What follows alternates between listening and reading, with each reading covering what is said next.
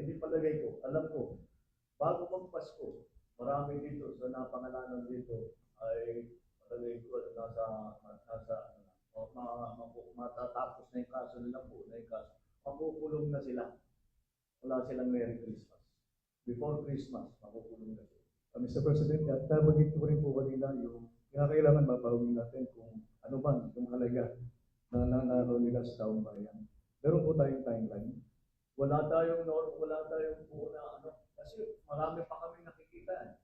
Marami pa kami nakikita iba. So yung mga nabanggit ko na halaga, yun pa lang ang ating nakikita. Pero ako nakakatira ako, marami pa tayong magpapahuli dito. So patuloy namin patuloy. Thank you, Mr. President. The next question from Kat. Good morning, Mr. President. Sir, you mentioned in the latter part of